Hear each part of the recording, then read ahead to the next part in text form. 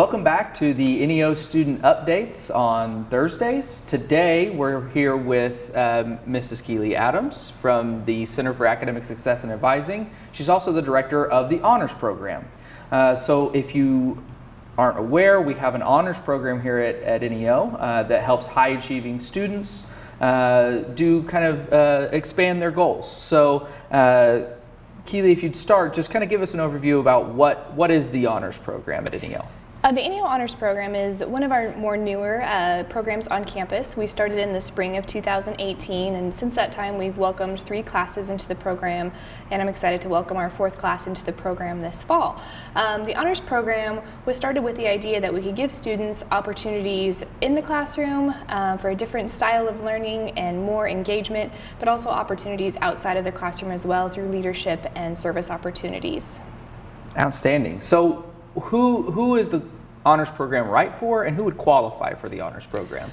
To be a full member of the Honors Program, the student needs to meet 2 of the following 4 qualifications. They need to have a super score on their ACT of 24 or higher, a 3.5 high school GPA, be in the top 10% of their graduating class, or if they've achieved 12 hours of college credit, whether that's at NEO or another institution, if they have a 3.5 GPA on those 12 hours, they can also qualify for the program. So if a student meets 2 of those qualifications, they qualify for full membership, and if they meet one of those qualifications, they qualify for a provisional membership. However, if a student comes in on provisional membership and takes 2 honors courses with us and receives an A or a B on those courses, we do bump them up to full membership. So one of the criteria you mentioned was receiving a 3.5 GPA and 12 college credit hours. If a student isn't transferring from another institution, can they get that 12 credit hours before they come to NEO as part of a concurrent program? Yeah, if a student has been a concurrent student or if they've taken dual credit classes, we definitely encourage them to apply, and those 12 hours that they've taken during their time in high school can be used as those 12 hours to use as a qualification to the honors program as long as they've made a 3.5 GPA on those hours.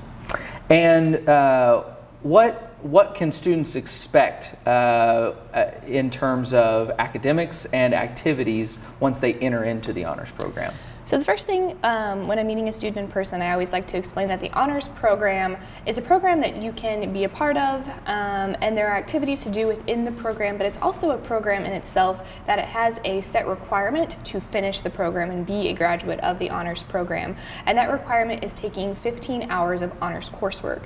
A student can achieve that through taking our honors-only classes, which I can talk about more in a minute, but also through taking honors contract classes, which is where a student works with a faculty member to create a special project, and they worked through that together and then present their research at the end of the semester. We also want to provide opportunities for leadership. We have a student leadership team that helps coordinate a lot of our service activities and also works with SBG, Student Body Government, on campus so that we are well represented across campus. And we also feel it's important for students to have opportunities for service and service learning as well.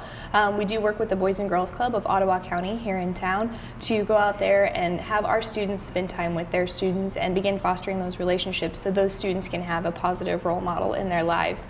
One of our honors-only classes, our general psychology course, is actually a service learning course. So through that course, students develop a specific project to somehow benefit our campus or community. Our first year, the students focused on the issue of hunger. We looked at that through a psychological lens, and they reopened the NEO Student Food Pantry. This past spring, unfortunately, we were supposed to hold a car show, but it was canceled. However, they were able to still help benefit the Community Crisis Center here in Miami and help them better serve families. So we want to have kind of a 3-pronged approach as far as academics, leadership, and service for our students coming in.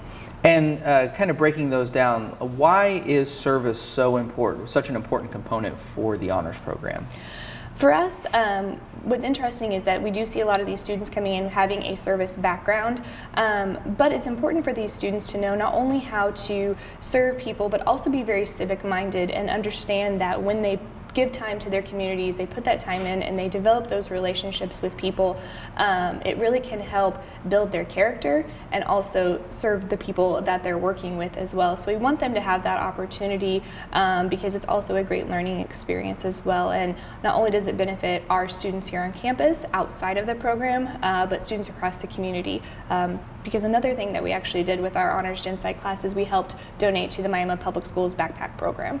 So it helps these students continue to put into the next generation of students and ensure that they are passionate about education and know that there are opportunities waiting for them once they decide to come to college. And switching back to academics for a minute, you mentioned that students can take honors-only courses. What can students expect in an honors-only course that's going to be different from a traditional course? With the honors-only classes, they are for honors student only, so they're reserved for students in the program. The nice thing about them is that they are typically a smaller size, so we usually see about 10 to 15 students in those classes, which allows for greater discussions. More time is focused there. They're more student-led. I think what students will see in the courses is that they have more freedom to lead the discussions. Actually, sometimes they're charged with that task of bringing forward new ideas and looking at things through a different lens that maybe you wouldn't get to see in the traditional classroom setting. And you also mentioned an honors contract project. So for students who aren't able to take an honors-only course, what is an honors contract? So while we do encourage students to be in the honors-only classes because that's the best way to get the most out of the program, sometimes for many different reasons students aren't able to enroll in those classes, so we give them the option to do an honors contract project. This is where a student selects a class. Typically, we recommend the students doing a project in a class that fits under their major because they will be doing research. So they'll select a class and an instructor that they want to work with on this project, and together the instructor and the student kind of work as a team to develop that contract project.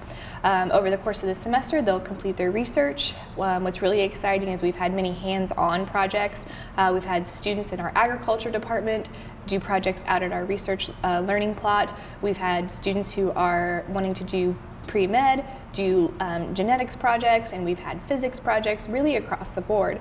And then at the end of the semester, they present that work as the last component of the honors contract. It does involve 3 components: research, writing, and presentation. Now, the neat thing about these projects is that they have the opportunity to present their work at our spring symposium, and then also take those projects on to conferences that we've been attending.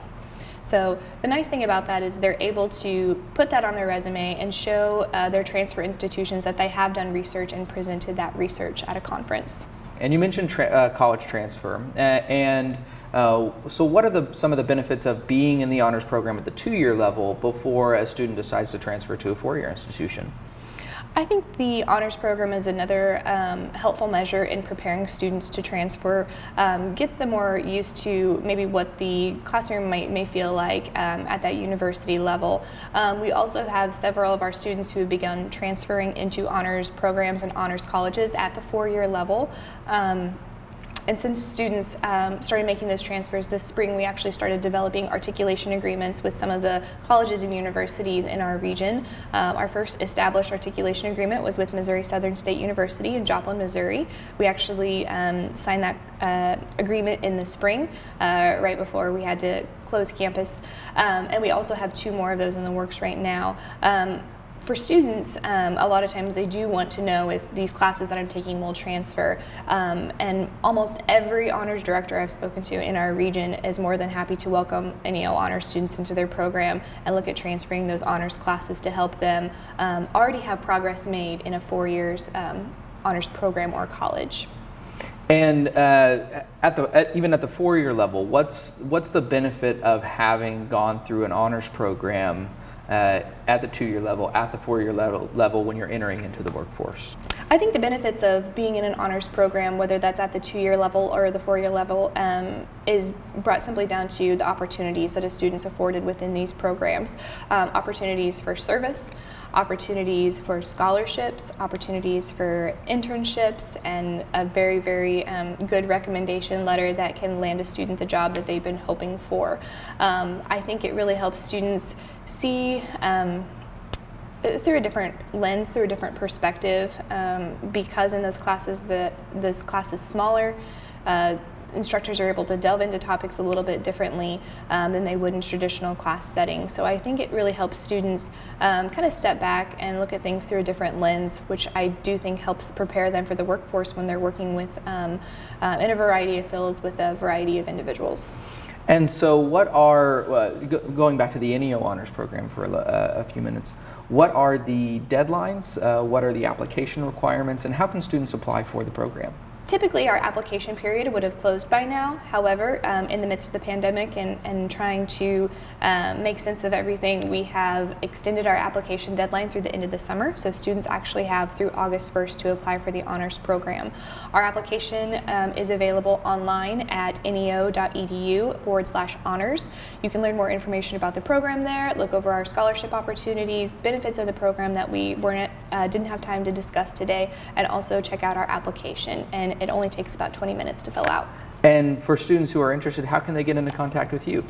I can be reached at 918-540-6971, and my email address is keeley.adams@neo.edu.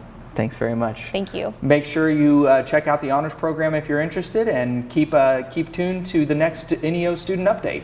Thanks.